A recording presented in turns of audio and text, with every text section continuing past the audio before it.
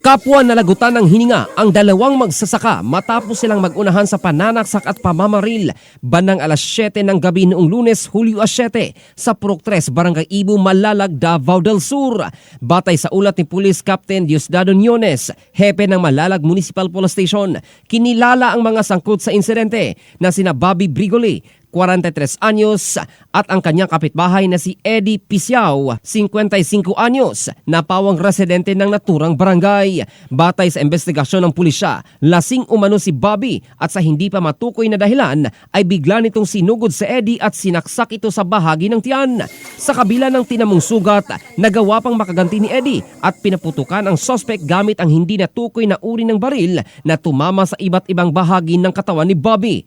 Agad namang rumesponde ang mga tauhan ng Municipal Disaster Risk Reduction and Management Office at isinugod sa pinakamalapit na pagamutan ang dalawang lalaki. Subalit dineklara silang dead on arrival ng mga doktor. Patuloy pa rin ang ginagawang malalim na investigasyon ng Malalag Police upang matukoy ang punot dulo ng alitan at kung saan ang galing ang ginamit na baril sa naturang insidente.